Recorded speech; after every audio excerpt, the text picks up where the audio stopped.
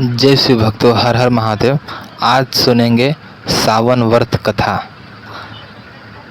किसी नगर में एक साहूकार रहता था, जिसके घर में धन की कमी तो नहीं थी, लेकिन उसे संतान सुख प्राप्त नहीं हुआ था, जिस कारण वह बहुत परेशान रहता था। पुत्र प्राप्ति की इच्छा से वह हर सोमवार व्रत भी रखता था और पूरी श्रद्धा के साथ शिव मंदिर जाकर भगवान शिव और पार्वती जी की आराधना करता था। उसकी भक्ति भाव से माँ पार्वती प्रसन्न हो गई और भगवान शिव से उस साहूकार के मनोरथ पूर्ण करने का आग्रह करने लगी।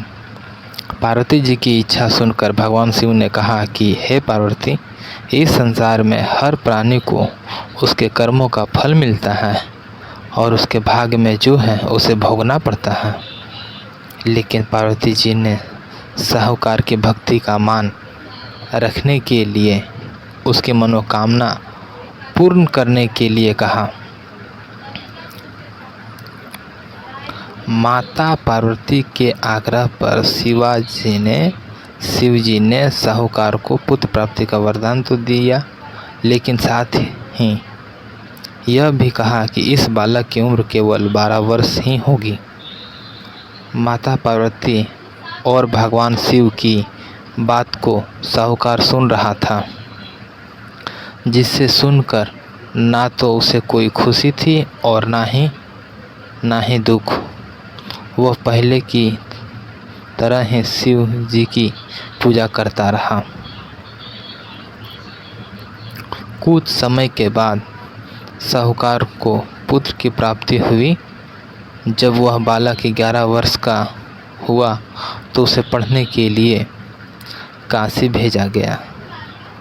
साहूकार ने पुत्र के मामा को बुलवाया और उसे बहुत सारा धन दिया और कहा कि तुम इस बालक को काशी विद्या प्राप्त करने के लिए ले जाओ और मार्ग में यज्ञ कराते जाना।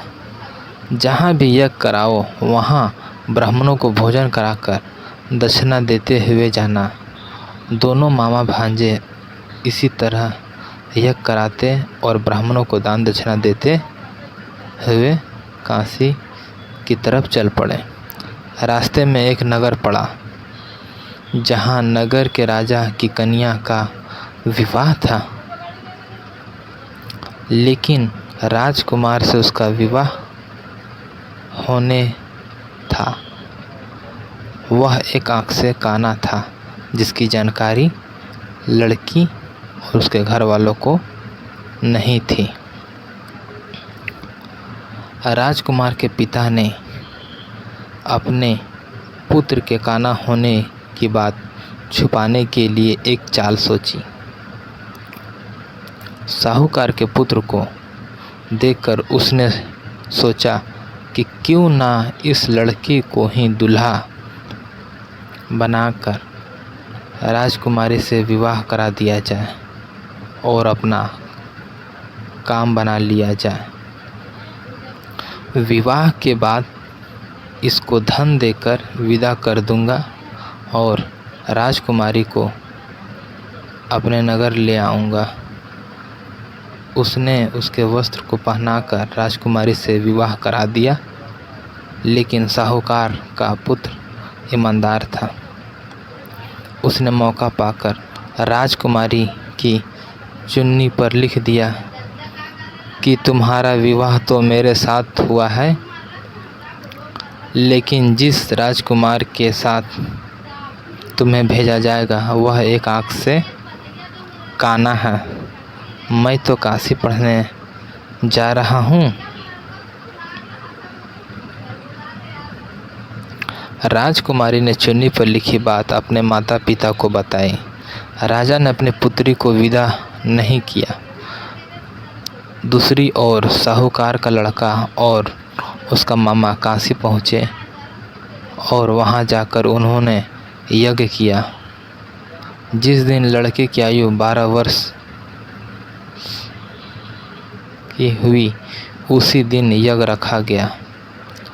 लड़के ने अपने मामा से कहा कि मेरी तबीयत कुछ ठीक नहीं है।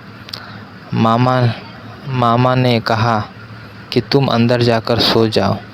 शिव जी के वरदानुसार कुछ ही देर में उस बालक के प्राण निकल गए। मृत भांजे को देखकर उसके मामा ने विलाप शुरू किया। संयोगवश उसी समय शिव जी और माता पार्वती उधर से जा रहे थे। पार्वती जी ने भगवान से कहा, स्वामी मुझे इसके रोने के स्वर सहन नहीं हो रहा, आप इस व्यक्ति के कष्ट को अवश्य दूर करें। जब शिव जी मृत बालक के समीप गए तो वह बोले कि यह उसी साहूकार का पुत्र है जिसे मैंने 12 वर्ष की आयु का वरदान दिया। अब इसकी आयु पूरी हो चुकी, लेकिन मर्त भाव से विभोर माता पार्वती ने कहा कि हे महादेव, आप इस बालक को और आयु देने की कृपा करें, अन्यथा इसके वियोग में इसके माता पिता की तड़प तड़प कर मर जाएंगे। माता पार्वती के आग्रह पर भगवान शिव ने उस लड़के को जीवित होने का वरदान दिया। शिव जी की कृपा से वह लड़का जीवित हो गया। शिक्षा समाप्त करके लड़का मामा के साथ अपने नगर की ओर चल दिया। दोनों चलते हुए उसी नगर में पहुँचे जहाँ उसका विवाह हुआ था।